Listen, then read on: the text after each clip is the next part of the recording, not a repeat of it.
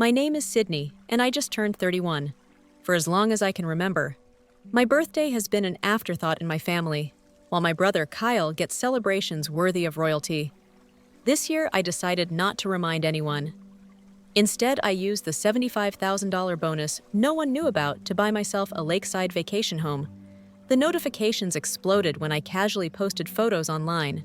Before I dive into how I finally stood up for myself without saying a word. Drop a comment letting me know where you're watching from and subscribe. If you've ever had to create your own celebration when others forgot what matters to you. I grew up in Westlake Hills, an affluent suburb where perfectly manicured lawns matched the perfectly manicured lives everyone pretended to have. Our 5-bedroom colonial was the backdrop for what looked like the perfect American family from the outside. But inside those walls, the dynamic was crystal clear. My brother Kyle was the sun, and everyone else simply orbited around him. My father Harold built his wealth through corporate law, claiming to chief legal counsel for a Fortune 500 company. By the time I was in middle school, he never missed an opportunity to brag about Kyle following in his footsteps. When Kyle made the high school debate team, Dad took the entire family out to the most expensive restaurant in town. When I was accepted into the National Honor Society with a perfect 4.0 GPA, he absently patted my shoulder and said, "That's nice, sweetheart." Before returning to his newspaper, my mother Elaine was no better. A former beauty queen turned country club socialite, she dedicated her life to showcasing Kyle's achievements. Our living room walls were a shrine to Kyle, trophies, certificates, and professional photographs documenting every milestone. My academic awards were tucked away in a box in the attic that I discovered by accident while looking for Christmas decorations. When I was 14, the contrast between how our accomplishments were treated became painfully obvious on my 10th birthday. I woke up excited, bouncing down the stairs, expecting at least pancakes with candles. Instead, I found my parents and Kyle huddled around college brochures. Kyle was graduating high school that year, and apparently his college tour planning couldn't wait even on my birthday. The day passed without a cake, a card, or even an acknowledgement until my mother gasped around dinner time. "Oh, goodness, Sydney, I completely forgot today was your birthday," she exclaimed, looking more embarrassed than sorry. "We've been so busy with Kyle's college applications." Dad barely looked up from his plate. "We'll get you something next weekend," he promised. A promise that was forgotten as easily as my birthday had been. Kyle, for his part, never seemed to notice the disparity in our treatment. At 4 years older, he accepted the adoration as his birthright, soaking up attention like a sponge. While not deliberately cruel to me, he existed in a bubble of privilege that made him oblivious to how I was sidelined. When he did notice, he would toss me a generic compliment or offer to let me tag along with his friends, as though doing me an enormous favor. Family gatherings were particularly painful. Grandparents, aunts, uncles, and cousins would flock to Kyle asking about his latest achievements, girlfriends, or career plans. I would sit quietly, picking at my food occasionally, answering questions about school, but mostly feeling invisible. Holiday dinners inevitably turned into celebrations of whatever Kyle had most recently accomplished, with toast after toast raised to his success. When I was 16, I tried talking to my parents about how their favoritism made me feel. It took weeks to work up the courage, planning my words carefully, so I wouldn't sound whiny or jealous. I approached them one evening while Kyle was at a friend's house. "Mom, Dad, can we talk about something?" I began, my heart pounding. "Of course, honey," Mom replied, though she continued scrolling through her phone. I took a deep breath. "I feel like there's a big difference in how you treat me and Kyle, like my accomplishments don't matter as much." Dad lowered his reading glasses, looking irritated at the interruption. "That's ridiculous." "Sydney, we're very proud of both our children, but you never show it with me." I pushed back, voice trembling. "You forget my events, my birthdays, but Kyle gets parties and presents, and constant praise." Mom finally put down her phone, sighing dramatically. "Sweetie, your brother is at a critical point in his life. His achievements now will determine his entire future. You're still young. Your time will come." "Besides," Dad added dismissively, "Kyle puts himself out there more. You've always been the quiet one. We can't celebrate what we don't know about." The conversation ended with reassurances that they loved us equally, but nothing changed. If anything, pointing out the disparity made them defensive and even less attentive to my achievements. College was my escape. I chose Northwestern partly for its excellent communications program, but mostly because it was far enough from home to build my own life. I thought the distance might make them miss me, might make them see me as an individual rather than just Kyle's little sister. I hoped that absence would make their hearts grow fonder, that they might realize what they were missing by overlooking me all these years. I was wrong. The pattern of forgotten birthdays didn't improve with age or distance. If anything, being away at college and then building my career in Chicago made it even easier for my family to push my special days to the back burner. 3 birthdays stand out as particularly painful benchmarks in my ongoing invisibility. My 16th birthday should have been special in our community. Sweet 16 parties were almost as elaborate as weddings, with girls getting professional photo shoots, catered events, and sometimes even cars as gifts. For weeks leading up to the date, I dropped hints to my parents, left Sweet 16 party planning magazines open on the coffee table, and even circled the date on every calendar in the house. 2 days before my birthday, Mom casually mentioned over dinner, "Sydney, we need to drop you at Grandma Joanne's this weekend." Dad and I are taking Kyle to visit the Stanford campus for a special alumni recruitment event. It was a last-minute invitation. We couldn't pass up this weekend. I echoed my voice. Small, but Saturday is my birthday, my 16th birthday. The flash of recognition, followed by guilt on my mother's face, told me everything she had completely forgotten. Again. "Oh, sweetie, I am so sorry," she said, reaching for my hand across the table. The Stanford visit was scheduled months ago. It's such an important opportunity for Kyle. We can celebrate when we get back. Maybe take you shopping for something special. Kyle at least had the decency to look uncomfortable, poking at his mashed potatoes while avoiding eye contact.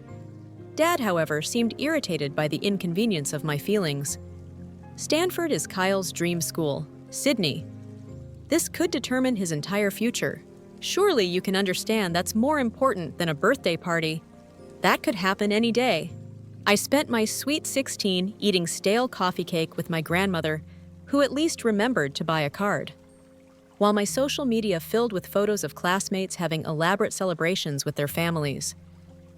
Meanwhile, my parents posted multiple pictures of Kyle touring Stanford, captioned with glowing pride about their brilliant son following tradition. My 21st birthday. Another milestone coincided with Kyle's engagement to his college girlfriend, Amanda. Rather than recognizing we could celebrate both occasions, my parents scheduled an elaborate engagement party for the exact weekend of my birthday. When I pointed this out during a phone call, my mother sounded genuinely perplexed. But sweetie, engagements are once-in-a-lifetime events, and all the family is already flying in for this. You can have drinks with your college friends anytime. I attended the engagement party, smiled in photos, and gave a toast to my brother and future sister-in-law. No one mentioned it was also my birthday weekend until my cousin Megan, always more perceptive than the rest, pulled me aside. "Isn't your birthday this weekend too?" she asked. Genuine concern in her eyes yesterday. "Actually," I admitted quietly. "Oh God." "Sydney, that's awful. Did they even acknowledge it?" I shrugged, trying to seem unbothered, though my eyes burned with unshared tears. Mom sent a text yesterday morning. Dad hasn't mentioned it. Megan looked across the room at my parents, beaming proudly as they showed off Kyle and Amanda to distant relatives. "That's really messed up. I'm sorry." By my 25th birthday, I stopped expecting acknowledgement. I had built a life in Chicago, made real friends who valued me, and was establishing myself in my marketing career. Still, some childish part of me hoped turning 25 might finally register as important to my family. That year, Kyle received a prestigious industry award, and the ceremony fell on my actual birthday. The family not only attended en masse, but threw him a surprise congratulatory dinner afterward.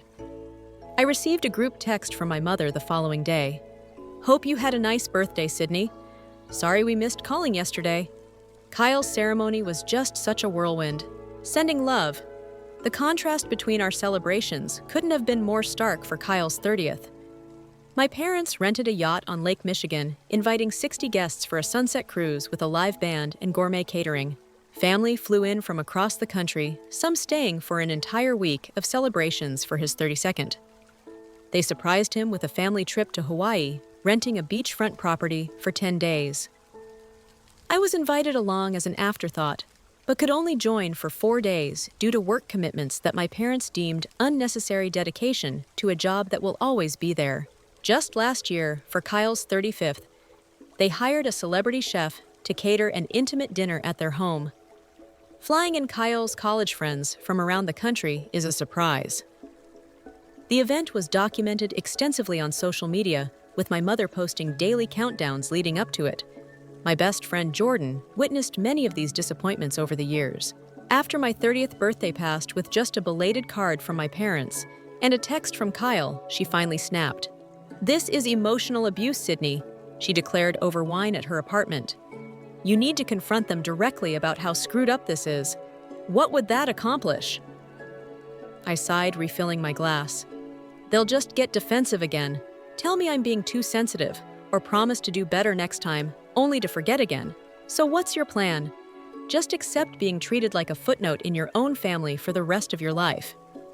I didn't have an answer then. Last year I tried a different approach, mentioning casually during phone calls in the weeks leading up to my birthday that I was looking forward to turning 31 and thinking about taking the day off work to do something special. The hints fell on deaf ears. My birthday came and went with a 2-day late text from Mom and nothing from Dad or Kyle. That was the moment something shifted inside me. I made a decision that night, crying into my pillow. I would stop expecting acknowledgement from people who had proven repeatedly they were incapable of giving it. I would stop making myself vulnerable to the same hurt year after year. Most importantly, I would start celebrating myself rather than waiting for validation. That never came. I had no idea then how powerfully that decision would change everything. While my family consistently overlooked my personal milestones, I was quietly building a career that even they would eventually have to acknowledge. After graduating with honors from Northwestern with a degree in marketing and communications, I landed an entry-level position at BRK Marketing Group, a mid-sized agency in Chicago. The pay was average, but the opportunity to learn from industry veterans was priceless. For 3 years, I volunteered for extra projects, stayed late, came in weekends, and absorbed everything I could about digital marketing strategy. When my boss left for Apex Creative Solutions, one of the top firms in the country, he invited me to join him. It meant longer hours and more pressure, but also a significant jump in salary and prestige. When I called my parents to share the news, my father's response was predictably dismissive. "Advertising. Well, I suppose someone has to do it, though. I always thought you'd eventually go to law school like your brother." I swallowed my disappointment and focused on the opportunity ahead. Apex handled major international brands, and though I started in a junior position, I quickly distinguished myself through a combination of creative thinking and meticulous execution. Teresa Williams, the executive creative director, took notice of my work about a year into my time at Apex. When a major skincare company approached the agency about rebranding their entire product line for the Gen Z and millennial markets, Teresa unexpectedly added me to the pitch. "Team, your demographic insight report on the Whitney account impressed me." She explained when I asked why I'd been selected. "You understand these younger consumers in a way some of our more senior people don't. I need that perspective for this pitch." The pitch was successful, and suddenly I found myself second in command on a multi-million-dollar account. For the next 2 years, I worked tirelessly on the campaign, often arriving at the office before sunrise and leaving well after dark. I missed friends' birthdays, canceled vacation plans, and pushed my personal life aside to ensure the launch was perfect. My dedication went beyond the required.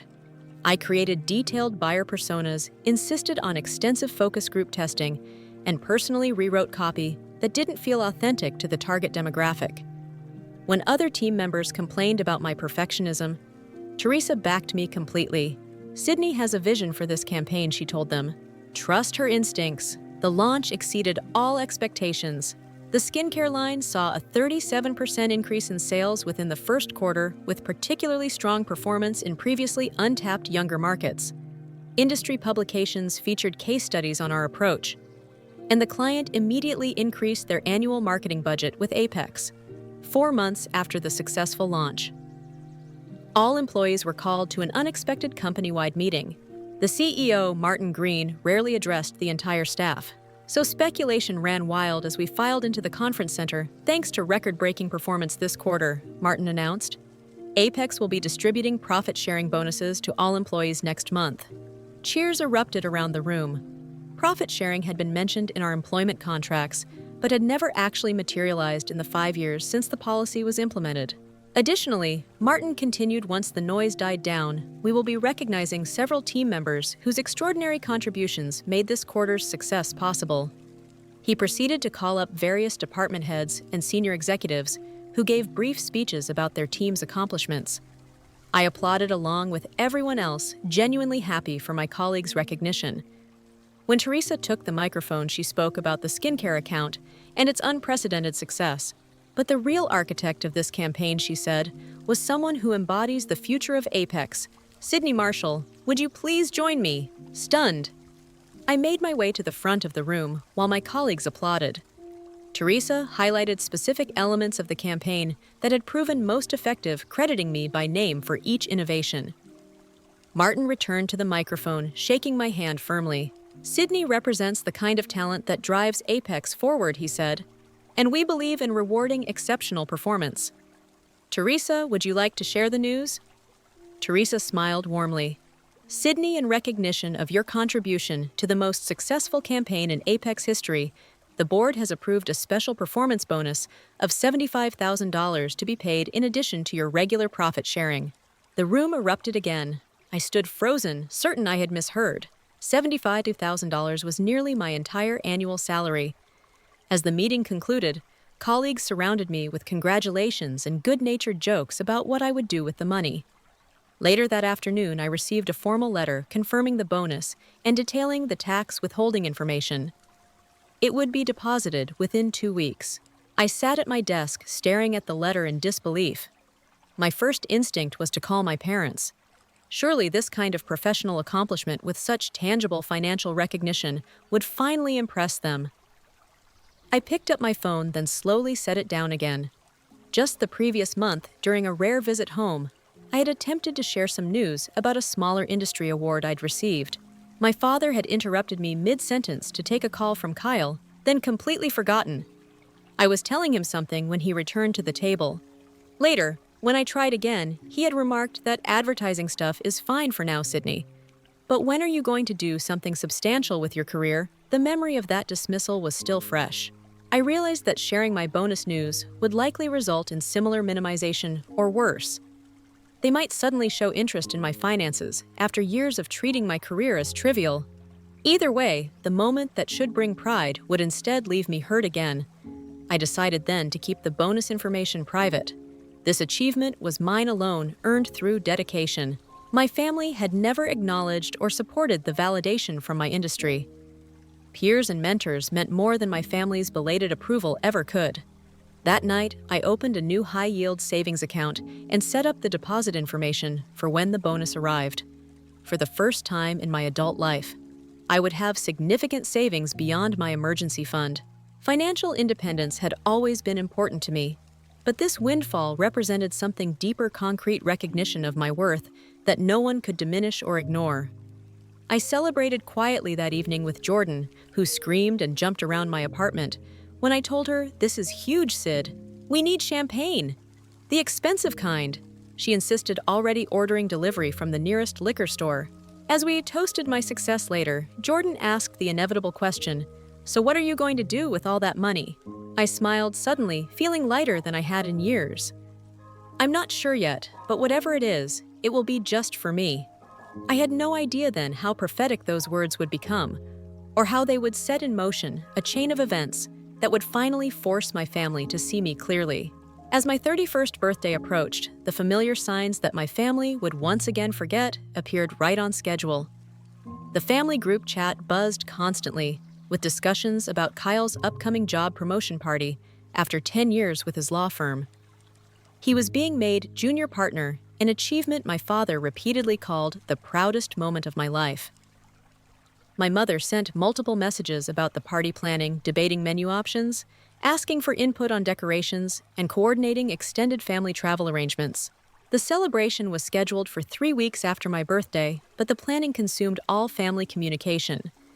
2 weeks before my birthday, my mother called to discuss the family gift for Kyle. "We're thinking of going in together on a luxury watch," she explained. "Something he can wear proudly in the courtroom. It would be about $500 from each of us." I agreed to contribute, knowing it was easier than explaining why I might hesitate as the call ended. My mother added, "Oh, and we need you to take Friday off in 3 weeks for the party. Your father is insisting everyone be there Thursday evening for a family dinner before the main event Friday." Neither of them mentioned my upcoming birthday, though it was marked on the family calendar I knew hung in their kitchen. After last year's disappointment, I had made a deliberate choice not to remind them. This year, I wanted to see what would happen if I said absolutely nothing. The morning of my birthday arrived a perfect spring Tuesday with sunlight streaming through my bedroom windows. I checked my phone emails from work texts from Jordan and 2 other friends, birthday notifications from various retailers offering free items or discounts, but nothing from my family. Not even the perfunctory text my mother usually remembered to send by mid-afternoon. I had taken the day off work without telling anyone in my family, a small act of rebellion, claiming the day for myself when they couldn't be bothered to acknowledge it. After a leisurely shower, I dressed in my favorite outfit and walked to a French cafe near my apartment, treating myself to an extravagant breakfast of croissants, fresh fruit, and excellent coffee. Sitting by the window, I scrolled through property listings on my phone, something I had been doing casually for months with Chicago's real estate prices. I had assumed homeownership was years away, but my unexpected bonus had changed the equation. Initially, I had planned to simply invest the money, but as I sipped my coffee, a different idea took shape. A listing caught my eye. A lakefront cottage 2 hours from Chicago in a small Michigan town known for its scenic beauty and proximity to wineries and hiking trails. The 3-bedroom home needed some cosmetic updates, but had solid bones and amazing deck overlooking the water. And best of all, was listed at a price that would make the bonus sufficient for a substantial down payment. On a whim, I called the listed agent, half expecting to leave a message. To my surprise, Patricia answered immediately. "I'm actually in Chicago today, showing properties," she said. "When I explained my interest, I could meet you this afternoon to discuss the lake house." "If you're serious." 3 hours later, I sat across from Patricia at another cafe reviewing detailed information about the property and the surrounding area. "Investment properties in this region have been appreciating steadily," she explained, showing the comparable sales data. "And if you decide to rent it out short-term during periods, you're not using it. The vacation rental market is extremely strong during summer and fall. I hadn't considered renting it out." I admitted I was thinking of it more as a personal retreat. Patricia nodded. "Understandingly, many of my clients start that way, using the property primarily for themselves, but knowing the rental potential provides financial flexibility and can help justify the purchase. If you're on the fence, I wasn't on the fence."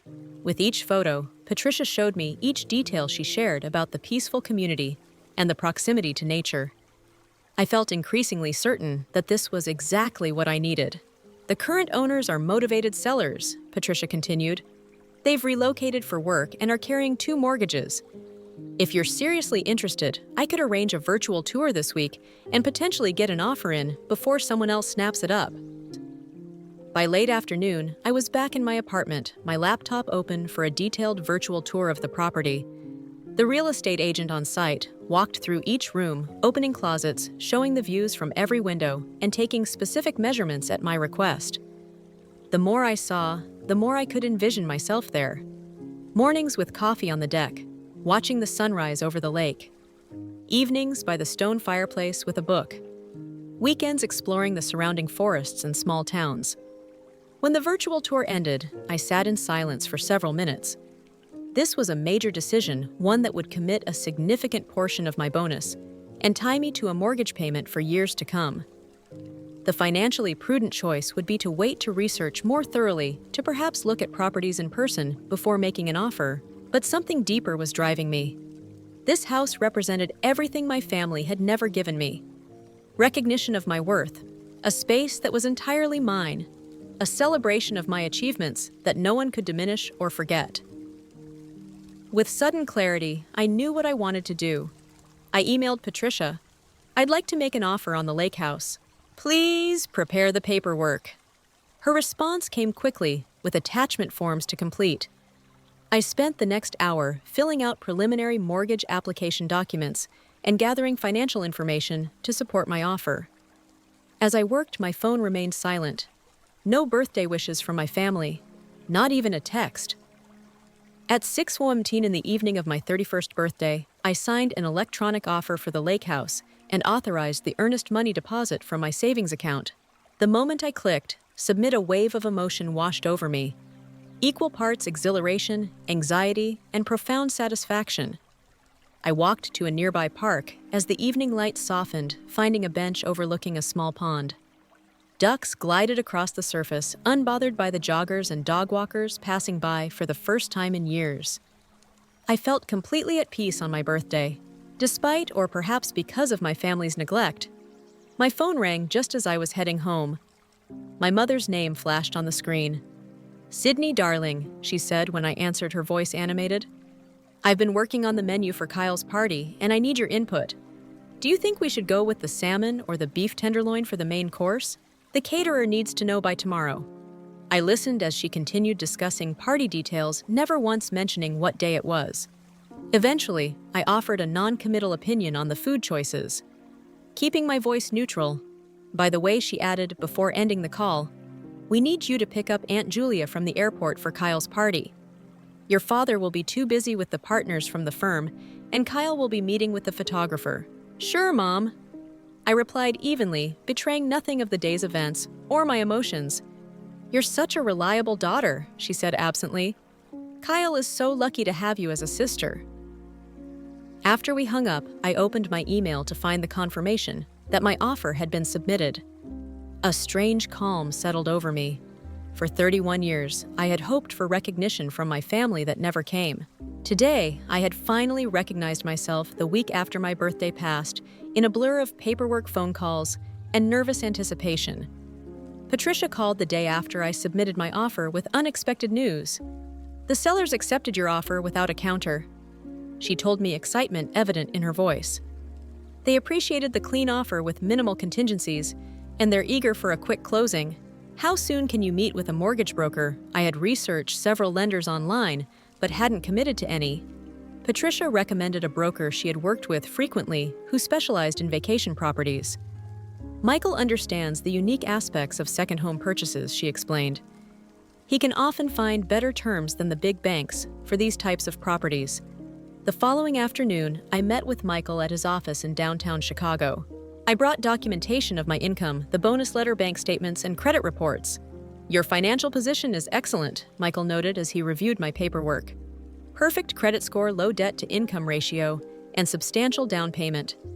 This should be a straightforward approval." The mortgage process moved with surprising speed because of my strong financial position and the relatively modest loan amount. The underwriting was completed within days rather than weeks. The inspection revealed only minor issues that the sellers agreed to address before closing. 3 weeks after submitting my offer, exactly 1 day before Kyle's promotion party, I signed in the final papers and received the keys to my vacation home. The timing struck me as poetically perfect. The next morning, instead of driving to my parents' house for the family dinner preceding Kyle's celebration, I drove in the opposite direction toward Michigan and my new property. I had called my mother the previous evening with a fabricated emergency at work. "I'm so sorry, Mom, but I won't be able to make it tonight. The Andersons' account is imploding, and as project lead, I have to handle it personally." She had been disappointed, but quickly moved on to discussing last-minute details for Kyle's party. "Well, you'll still make it tomorrow, right? Kyle would be devastated if you missed his big day." I promised to do my best, knowing I had no intention of attending. For once, my milestone would take precedence over Kyle's driving up to the lake house for the first time, as its owner was a surreal experience. The listing photos hadn't captured the way sunlight dappled through the trees lining the long driveway, or how the lake seemed to stretch endlessly from the back deck. The house itself, a charming blue-gray Cape Cod with white trim and a wraparound porch, looked like something from a postcard. Standing in the empty living room, I felt a mixture of terror and elation. The three-bedroom cottage was modest by my parents' standards, but perfect for me. The main floor featured an open-concept living area with a vaulted ceiling and stone fireplace, a dining space overlooking the lake, and a kitchen that needed updating but was entirely functional. A primary bedroom suite completed the main level, while upstairs held 2 additional bedrooms and a small office nook under the eaves. The deck was the true showstopper, wrapping around 3 sides of the house. It offered multiple seating areas and unobstructed views of the water. A gently sloping path led down to a private dock where I could imagine spending countless summer hours. I had brought an air mattress, basic toiletries, and a cooler with food, planning to camp out in my empty house for the weekend. As I unloaded these minimal supplies, a silver-haired woman approached from the neighboring property. "Hello there! You must be the new owner," she called cheerfully, carrying a covered dish. "I'm Margaret Wilson. My husband James and I are your neighbors to the north." Margaret insisted I join them for dinner, brushing aside my protests about imposing nonsense. "It's a tradition around here to welcome newcomers. Besides, I've made far too much lasagna for just the 2 of us." That evening, sitting on Margaret and James's screened porch with a glass of locally made wine, I learned about the close-knit lakeside community. Most owners were a mix of retirees and professionals, with primary homes in Chicago or Detroit, using the lake houses for weekends and vacations. "You'll love it here," James assured me. "Summer brings boating and swimming. Fall has the changing colors and wine tours. Winter offers cross-country skiing, and spring brings wildflowers and bird-watching. Each season has its own magic." The next morning, I drove to the nearest town, a charming village 30 minutes away, with several furniture stores, home goods shops, and a farmer's market. I spent the day selecting essential pieces: a comfortable bed, a sofa and armchairs for the living room, a dining table that could accommodate small gatherings, and basic kitchen supplies. Delivering out to Silver Lake as the furniture store owner when I arranged shipping. "You must be the new owner of the old Peterson place. Word travels fast around here." Over the next month, I spent every weekend at the lake house, gradually transforming it from an empty shell into a personal sanctuary. I painted the kitchen cabinets a soft blue-gray, replaced dated light fixtures with simple modern ones, and furnished each room with care. The primary bedroom became a retreat of soft whites and pale blues, reminiscent of the lake itself. The guest rooms each had their own character, one with a nautical theme, the other with botanical prints and woven textures. Occasionally, I checked my phone to find missed calls from my parents, usually related to some aspect of Kyle's ongoing partnership celebration events. There had been the main party, followed by a partner's retreat weekend, then a client appreciation event where the family was expected to attend. Each time I offered polite excuses about work commitments, never mentioning where I was actually spending my time. 6 weeks after purchasing the house, I took a full week off work to complete the transformation. I planted window boxes with trailing flowers, hung art on previously bare walls, and added the finishing touches that made the space truly mine.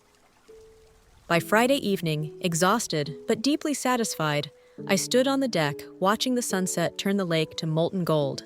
The house now reflected not just my aesthetic preferences, but my journey in the living room. Framed certificates of professional achievements hung alongside beautiful landscape photography I had collected over the years. The bookshelves held volumes that had shaped my thinking, small mementos from travels and photos of the friends who had consistently celebrated my worth when my family did not. That first complete weekend in my fully furnished home became a personal retreat.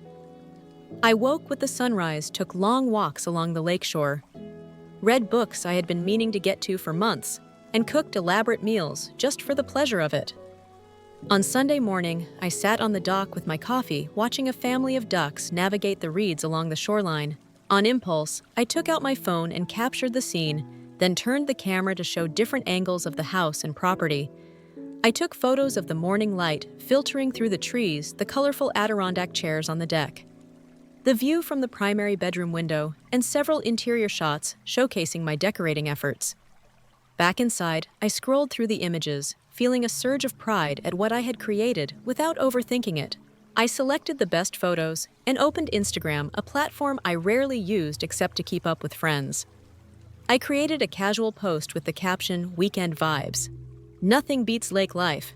I hesitated briefly before hitting share, wondering if posting was somehow seeking the validation I had decided to stop pursuing. But this felt different, like documenting a personal milestone rather than fishing for approval. I tapped the button and set my phone aside. Returning to my peaceful Sunday activities, it wasn't until early evening, as I was preparing to drive back to Chicago, that I checked my phone again. The post had accumulated dozens of likes and comments, mostly from friends expressing surprise and asking questions about the beautiful property. And then I saw them notifications of comments from my mother, father, and Kyle. A strange calm settled over me as I read their increasingly incredulous responses. After years of seeking their attention and acknowledgement, I had finally gotten it without trying. The irony wasn't lost on me. I put my phone away without responding, finished packing my overnight bag, and took one last walk around the property before locking up. Whatever storm was brewing with my family would keep until tomorrow. Tonight belonged to me, to this achievement, to this place that represented everything I had built for myself when no one else was watching. Monday morning brought the expected barrage of messages. I had barely settled at my desk with my first cup of coffee when my phone lit up with a text from my mother. "Whose house is that? Are you staying with friends? Call me immediately." I ignored it, along with the 3 missed calls from my father that had come in while I was in the shower. By lunchtime, Kyle had joined the chorus with his own message. "Mom and Dad are freaking out about your Instagram post. What's going on?" The comments on the post itself had grown increasingly demanding. "Mother Sydney, I don't understand. Whose vacation home is this? Why wouldn't you tell us you were going away for the weekend, Father, to Sydney? Call your mother immediately. Where did you get money for property?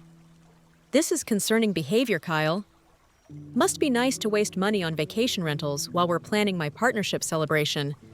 Some of us are focused on career advancement rather than playing house."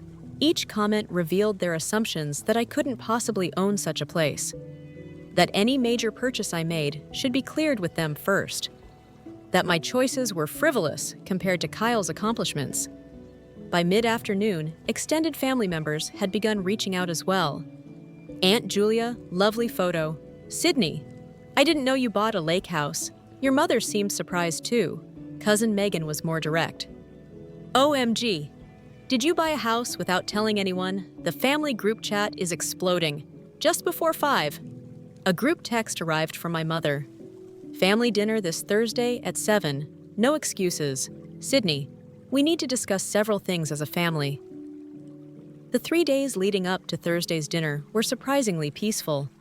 I had expected continued calls and messages, but after the initial flurry, an ominous silence fell. I knew they were waiting for the in-person confrontation, gathering their arguments and grievances to present as a unified front. Thursday evening arrived with a spring thunderstorm that matched my turbulent emotions. I considered canceling, claiming illness or work obligations, but something had fundamentally shifted inside me for the first time. I wasn't afraid of their disapproval or dismissal. I had built something they couldn't diminish, achieved success they couldn't ignore. I arrived at my parents' home precisely at 7, parking behind Kyle's BMW in the circular driveway. Taking a deep breath, I rang the doorbell.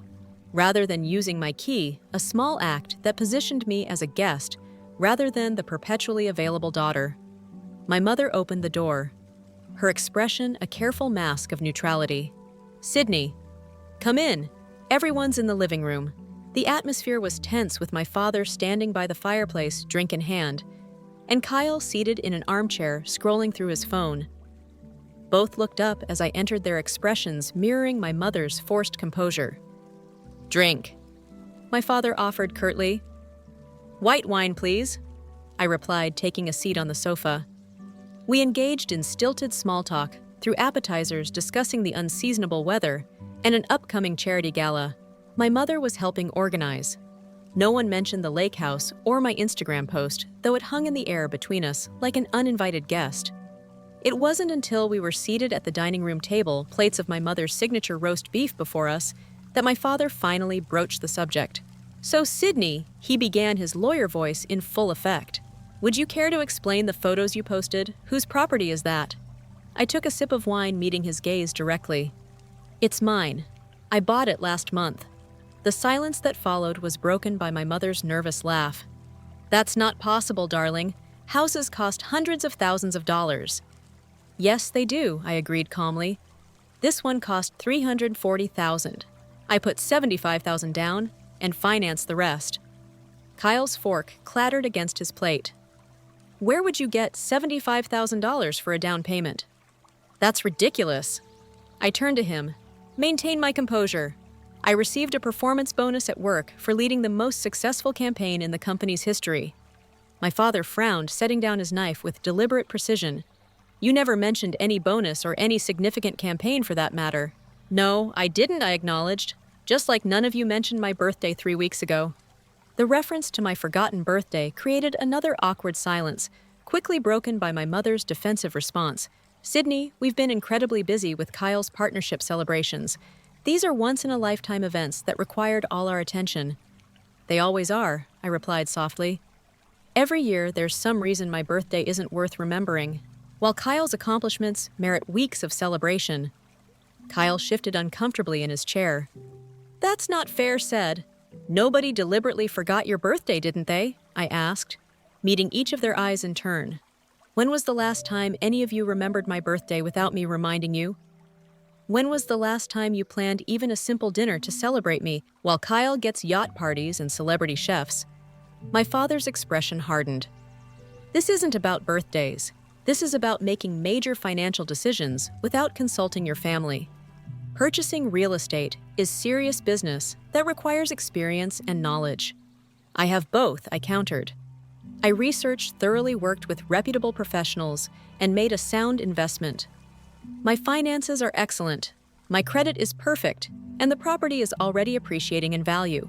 But why wouldn't you tell my mother pressed genuine confusion in her voice. "We're your family. We should know about important developments in your life." The question struck at the heart of our dysfunctional dynamic, and for the first time in my adult life, I didn't soften my response to protect their feelings. "Because you've never shown interest in the important developments in my life," I stated plainly. "My academic achievements, career milestones, and personal celebrations have always been afterthoughts. If they're acknowledged at all, why would I share my success with people who have consistently devalued it?" "That's absurd," my father scoffed. "We've always supported both our children equally." I laughed, the sound surprisingly bitter, even to my own ears. "Dad, that's simply not true. Let me remind you of a few examples." Calmly but firmly, I recounted the pattern of forgotten birthdays while contrasting them with Kyle's elaborate celebrations. I reminded them of my 16th birthday when they took Kyle to Stanford, my 21st. That coincided with his engagement party. And last year, when they couldn't even manage a phone call. Every milestone in my life has been overshadowed by something involving Kyle. I continued every accomplishment minimized or ignored. So when I received recognition at work in the form of a substantial bonus, I decided to use it for something that would bring me joy. Without seeking approval I knew wouldn't come. Kyle, who had been uncharacteristically quiet, finally spoke up. "I had no idea you felt this way," said. "I mean, I knew Mom and Dad made a bigger deal about my stuff, but I didn't realize your birthdays were consistently forgotten." My mother's eyes had filled with tears. "We never meant to make you feel less important, Sydney. We love you just as much as Kyle." "I believe you think that's true," I replied. "But your actions have consistently shown otherwise." My father, never comfortable with emotional confrontations, attempted to redirect the conversation regardless of past misunderstandings. "Buying property without any input from family is irresponsible. What do you even know about maintaining a lake house? The winterization alone will cost thousands." "I've already arranged for all of that," I answered. "And I've made connections with local service providers and neighbors who have been incredibly welcoming and helpful. Unlike my own family, there's no need to be harsh." "Sydney," my mother admonished, "we're simply concerned about such a major decision." "No, you're concerned that I made a major decision without your input or control," I corrected her. You're concerned that I achieved something substantial that had nothing to do with Kyle. Mostly you're concerned that I finally stopped seeking validation from people who have proven repeatedly they won't give it. I stood up, placing my napkin beside my barely touched dinner. I'm not interested in your approval of my purchase. I'm not interested in your belated concern about my birthday or my feelings. What I am interested in is being recognized as an independent adult who has built a successful life despite not because of my family's support. My father rose as well. His face flushed with anger. You're being dramatic and ungrateful. Everything we've done has been for both our children's benefit. I'm being honest, I countered. Perhaps for the first time. And if honesty seems dramatic to you, that says more about our family dynamic than it does about me. I gathered my purse and jacket, suddenly eager to be anywhere but there. I won't be attending the remainder of Kyle's partnership celebrations. I have a lake house to enjoy and a life to live that doesn't revolve around being a supporting character in the Kyle show. Kyle looked genuinely distressed. Sid, wait. Don't leave like this. I'm not leaving like this. I replied, softening slightly at his evident concern. I'm leaving as someone who has finally recognized her own worth when her family couldn't. There's a difference. My mother followed me to the door, tears now streaming down her face. Sydney, please. We can fix this. We can do better. I turned to her one last time before stepping outside into the now gentle rain. Maybe you can, but I'm not holding my breath waiting for it anymore. The drive back to my apartment should have felt terrible after such a confrontation, but instead I experienced a profound sense of relief. For years I had carried the weight of their neglect, trying to make myself smaller, more accommodating, less needy, in hopes they might finally see me laying down. That burden felt like flying.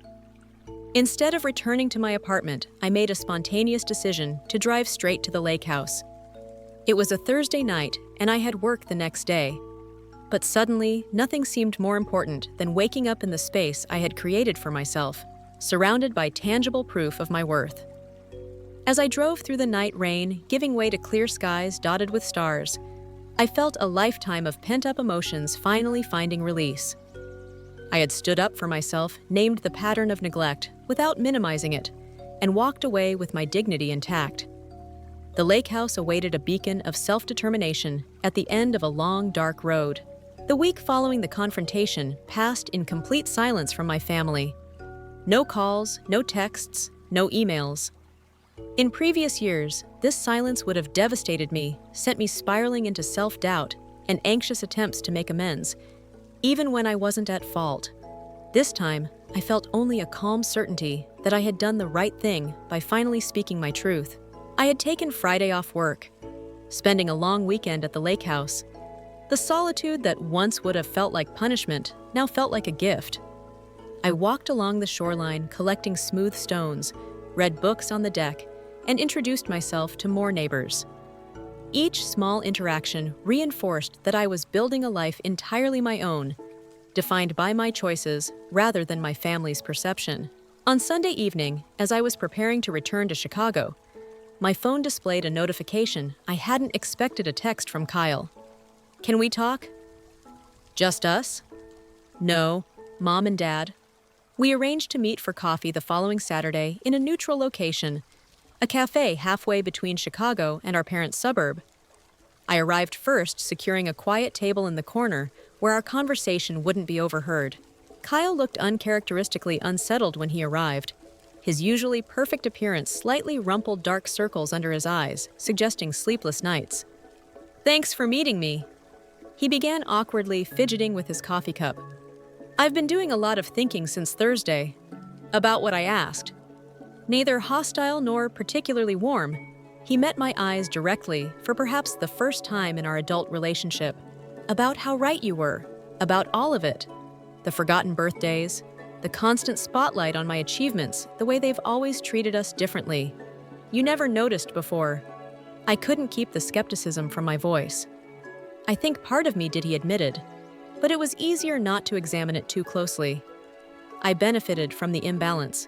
So why question it? That sounds terrible when I say it out loud. It does.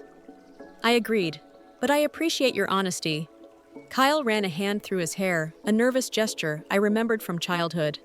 After you left, Mom cried for hours. Dad just kept pouring drinks and muttering about ingratitude.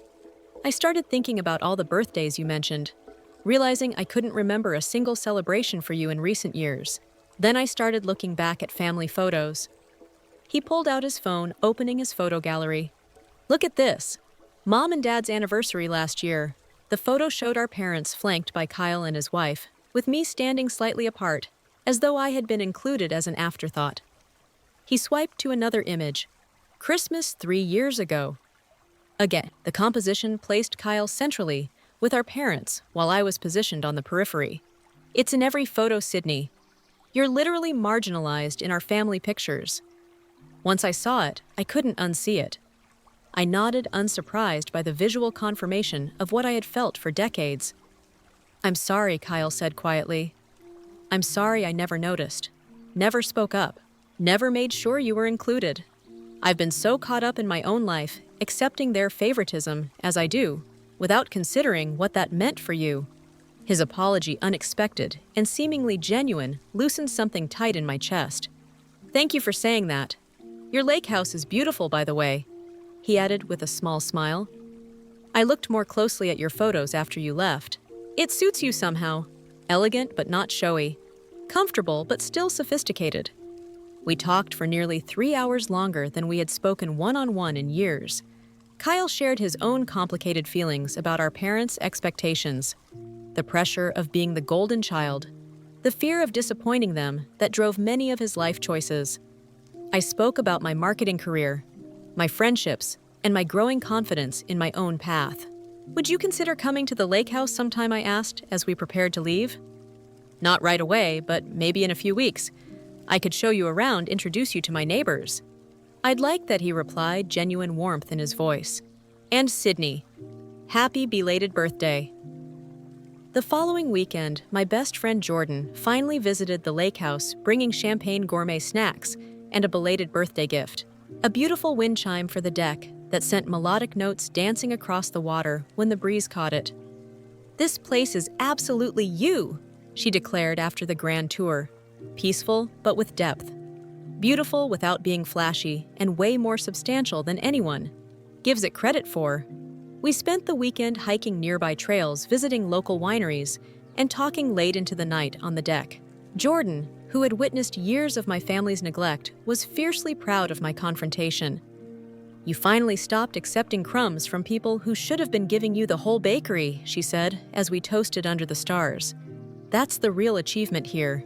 Even more than this gorgeous house at work, my success continued to build on itself. The recognition from the skincare campaign led to more high-profile assignments and increased responsibility. Colleagues who had once viewed me as merely competent now sought my input on strategic decisions. Teresa, my mentor, nominated me for an industry award that recognized emerging leaders in marketing. You found your voice, she commented. After I presented a particularly bold campaign concept to a conservative client who approved it enthusiastically. There's a confidence in your work now that commands attention. 3 weeks after our confrontation, my mother sent a text that was clearly carefully composed. Sydney, I've been reflecting deeply on our conversation. I realize now how our actions have hurt you over the years. Your father and I would like to talk when you're ready. No pressure, just love. I didn't respond immediately, allowing myself time to consider whether I wanted to re-engage. After a week of reflection, I agreed to a conversation suggesting we meet at a restaurant, rather than their home, to maintain neutral ground. The meeting was difficult. My mother arrived with a list of my birthdays and achievements she had compiled, seemingly trying to prove she had not forgotten as many as I claimed. My father alternated between defensive justifications and grudging acknowledging that perhaps they had sometimes overlooked my accomplishments. We never intended to make you feel less important. My mother insisted, tears threatening. We just thought you were more self-sufficient, less needy of recognition. That's the problem, I replied calmly. You decided who I was and what I needed without ever actually seeing me or asking me. You created a narrative where Kyle needed constant celebration, and I needed nothing, and then you acted surprised when I finally objected to that story. My father, uncomfortable with emotional discussions, as always tried to redirect the conversation to practical matters. Your lake house investment isn't bad. Actually, waterfront property tends to appreciate well. Have you considered the tax implications? It was a small olive branch from a man who struggled to acknowledge emotional harm, but could express connection through practical advice. I accepted it for what it was, discussing the financial aspects of my purchase while maintaining boundaries around my independence. The dinner ended with tentative plans to try again in a few weeks. It wasn't a resolution, but it was a beginning. The first time in my adult life that my parents seemed to recognize me as an individual with valid feelings, rather than simply Kyle's supportive sister. 6 months later, the family dynamic had shifted in subtle but meaningful ways. My parents still lavished attention on Kyle, but they made visible efforts to acknowledge my life as well. My mother called regularly, asking specific questions about my work projects rather than generic inquiries. My father occasionally sent articles related to marketing or property investment, his way of showing interest in my chosen paths. When my 32nd birthday approached, I received an actual invitation in the mail. A dinner celebration at a restaurant I had once mentioned liking the card was signed by both parents and Kyle with a handwritten note. "We want to celebrate you properly this year. No excuses, no forgetting." The dinner itself was somewhat awkward, but genuinely well-intentioned. My mother had arranged for the restaurant to prepare a custom cake. My father gave me a gift certificate for a high-end furniture store for that lake house you're so proud of. And Kyle presented me with a framed photo of us as children, arms around each other with a note on the back to many more years of being better siblings to each other. It wasn't perfect, but it was progress. More importantly, I no longer measured my worth by their recognition. The lake house had become my true sanctuary. A place where I hosted friends for weekend getaways, worked remotely during beautiful summer weeks, and built traditions that were entirely my own. The most recent winter holiday, I invited Jordan and several other close friends to the lake house. Instead of attending the usual family gathering, we cooked elaborate meals together, went ice skating on the frozen lake, and exchanged thoughtful gifts by the fireplace. It was the most peaceful holiday I could remember. Kyle visited occasionally, sometimes with his wife, sometimes alone. Our relationship had evolved into something more balanced, more honest. He had begun the difficult work of recognizing his role in our family's dysfunction, and I had begun the equally challenging work of allowing him to change without holding his past behavior against him. My parents had visited the lake house only once, a brief and somewhat tense afternoon tea that nevertheless represented enormous progress from where we had been. My mother had complimented my decorating choices, and my father had reluctantly admitted the property was even better than it looked in the photos. As I sit on my deck now, watching another sunset paint the lake in gold and crimson, I reflect on the journey of the past year. The pain of being overlooked for so long hasn't completely disappeared, but it no longer defines me. I've learned that waiting for others to validate your worth is a losing proposition. True validation comes from within, from creating a life that reflects your values and brings you joy, regardless of who notices. The lake house stands as a daily reminder that I am capable, successful, and worthy of beautiful things. Each morning I wake up here, whether for a weekend getaway or an extended stay, I feel a sense of peace that no amount of family recognition could provide. I created this sanctuary for myself when no one else thought to create space for me. If you're watching this and feeling overlooked in your own family, know that your worth isn't determined by others' ability to see it. Sometimes the most powerful thing you can do is to recognize yourself, to celebrate your own achievements. When others forget to build something beautiful that's entirely yours. Have you ever had to create your own celebration when others forgot what matters to you? Share your story in the comments. If this resonated with you, please like, subscribe, and share with someone who might need to hear that they deserve to be celebrated, even if they have to be the one to throw the party. Thank you for listening to my story. And remember, sometimes the family that truly appreciates you is the one you build for yourself.